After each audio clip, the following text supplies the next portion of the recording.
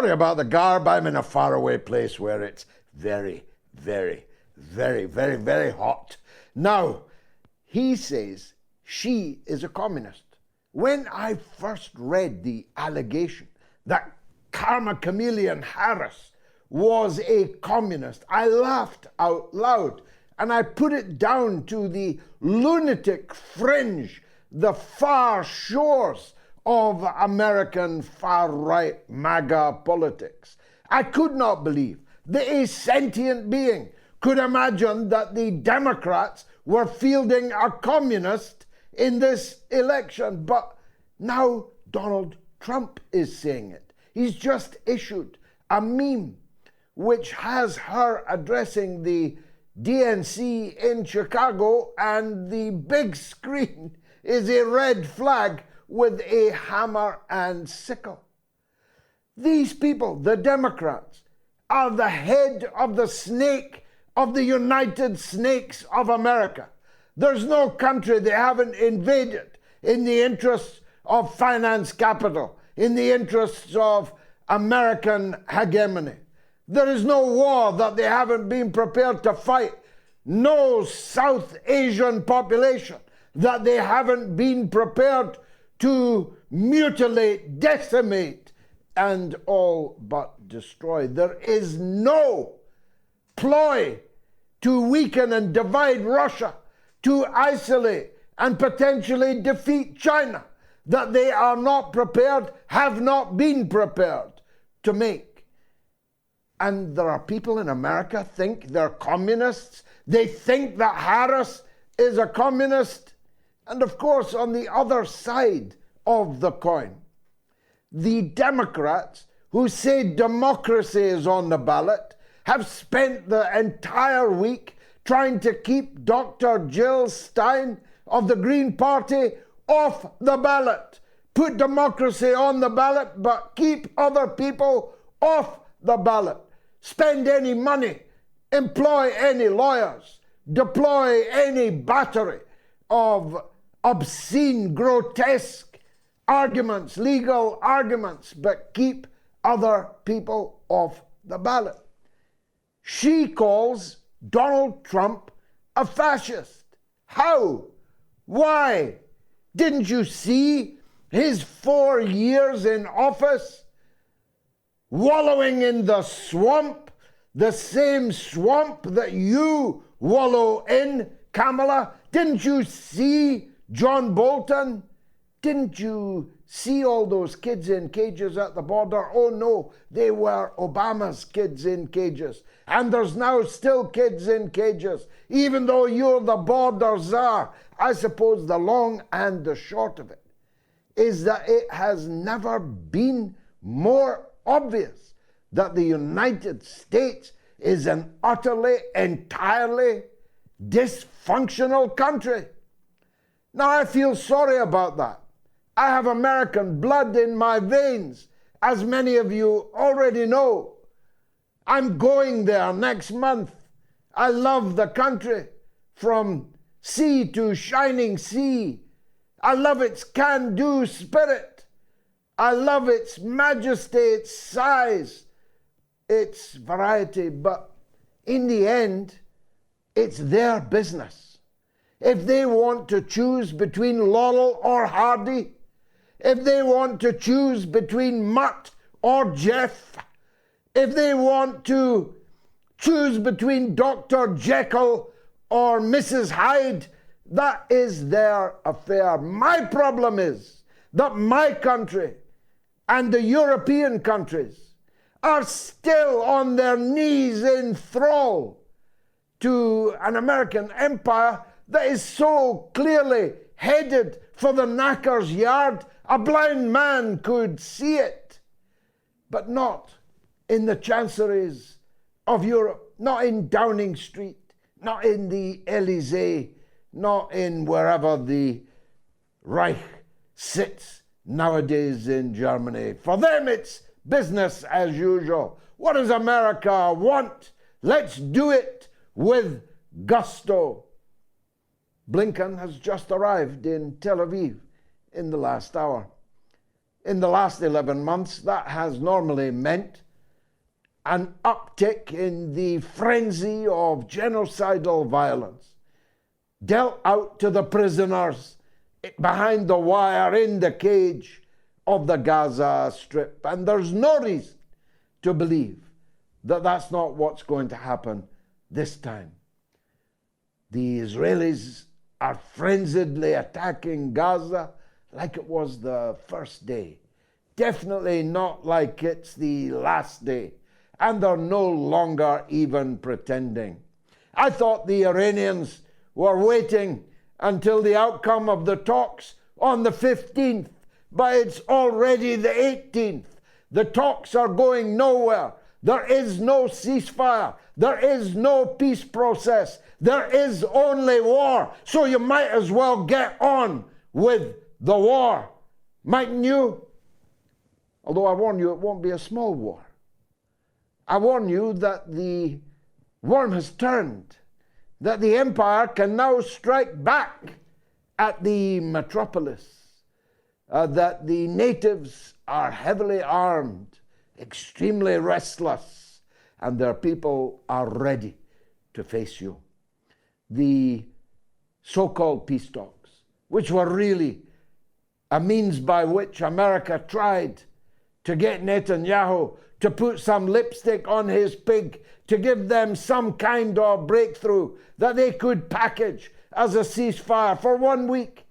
The UN just asked Israel for a ceasefire for 1 week so that they could inoculate all the children in Gaza for polio. Polio is now back. I was going to say on the streets of Gaza, but there are no streets left. Amongst the rubble, in the wreckage, in the stinking cemetery that Gaza has become, polio is now rampant. Now, Israel said no. Now, I'm no lawyer, but if that's not genocide, I don't know what would be genocide. It's also incredibly stupid to imagine that polio will be stopped by a barbed wire fence around a concentration camp. It's incredibly stupid to think that you can keep these diseases in the ghetto that you have erected and thrown millions of people behind. So look out for polio in Tel Aviv. Look out for polio in Haifa. You think polio can be restricted behind wire? You idiots. But the 1 week ceasefire was not allowed. A 6 week ceasefire was not allowed. But a 1 week or a 6 week ceasefire will change nothing at all. Will merely mean that the genocide will begin again and again and again, as it has done for more than 75 years. The truth is, Israel is like that famous surgeon that cannot operate on his own foot. It is a practical impossibility. Israel will not solve this problem.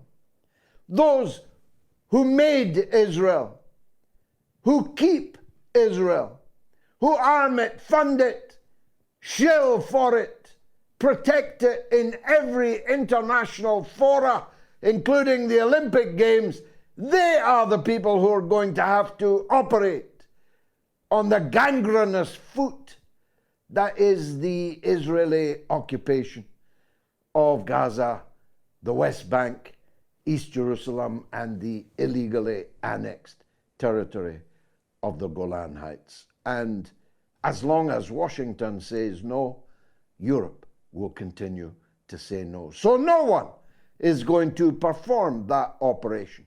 So gangrenous poison will do what gangrenous poison does. Continue to infect, to continue to inflame. And the flames are about to burst still higher. It is becoming embarrassing for the Lebanese resistance, for the Yemenis, for the Iraqis, for the Iranians to keeping on waiting. There was every reason. I would have cautioned it, counseled it myself, not to do anything while there was a possibility of a permanent ceasefire and an Israeli withdrawal from Gaza, a cessation of the illegal settlement of the West Bank, reining in the gangsters roaming around, heavily armed, torturing, killing, torching, and stealing from the Palestinian people occupied there now since 1967, when the Beatles were still the top of the hit parade. That's how long it's been going. So now that it is not going to happen, what's the reason for, after all the talk and after all the anticipation, holding back any longer? That's why I fully expect that this night or the next night, the long anticipated, awaited retaliation for the gratuitous, cold-blooded murder, most foul, in Tehran and in Beirut will finally fly. And the revenge may very well provoke an Israeli response that Biden just warned the Iranians may include the firing of tactical nuclear warheads at Iran by Israel. That's the nuclear warheads they have never admitted to having, and no one's ever asked to inspect. But if Biden says they're going to fire nuclear weapons, that's the first official recognition by the US that Israel is a nuclear-armed state. Iran's response was steady, was calm, and it was this: whatever Israel fires at us, we will fire back at them. And that's why I keep saying to you that calling this a Middle East war, as our poll does this evening, calling this a regional war, as most commentators call it, is insufficient.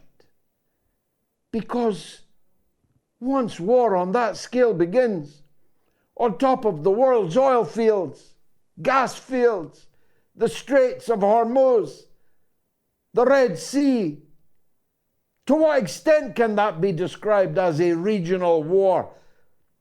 The economy of Western countries will immediately halt. There'll be no oil. There'll be no goods in the Suez Canal. There will be nothing sailing through the Red Sea. Dubai will no longer exist. Hope you've not bought a flat there. Dubai will be a field of cinders that used to be the towers in the sky built by people with bare feet over this last 50 years or so.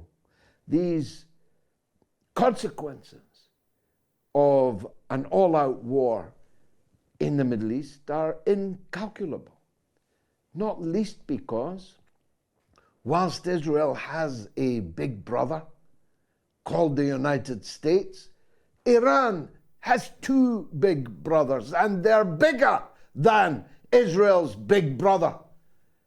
Russia and China are bigger than the United States and, who is it? Italy and Holland and Britain. You know, the other brothers of Netanyahu, Gallant, Ben Gvir, Smotrich, and the rest. So hold on to your hats. It's going to be a bumpy ride in the Middle East, from which we will be lucky if any of us escape. And if it doesn't happen there, well, it might just happen in Kursk, the very place where the end of the Second World War became discernible, ineluctable, inescapable, unavoidable, may very well turn out to be the place where the Third World War began. This charge of the Light Brigade that Zelensky ordered for cinematic purposes has turned into a thoroughgoing military disaster. Yes, thousands of Ukrainian soldiers have lost their lives. Hundreds of vehicles, hundreds of guns, some of them the most expensive foreign imports, NATO imports that you can possibly buy, even though you don't have to buy them. They're given gratis by the European and North American taxpayers. But the devastation now being wrought, and a very bloody one, on the poor bloody infantry that Zelensky sent in to Kursk, will not just turn out to be a little local military disaster, like the charge of the Light Brigade, the charge of the 600, on and on they rode into the guns until the guns cut them down. No, this is not a little local affair, because the Russian war aims inevitably have now changed. The Russian method of making war with Ukraine has now inevitably changed. The weaponry which Russia has been using against Ukraine must now have changed. Question is, are we, in the failing countries of the West, in which just 13% of the people of the world live, where just 9% of the world's children live, do the maths, are we going to respond to Russia's response? And if we do, are we going to have two world wars running simultaneously in two different parts of the world? And in Britain's case, with a total armed forces that would comfortably fit into a mid-level football stadium. Hold on to your hats, make sure there is a cupboard under the stairs in which you can pretend to shelter from the inevitable storm. In the words of Bob Dylan, a hard rain is going to fall. Stay tuned. I'll be right back.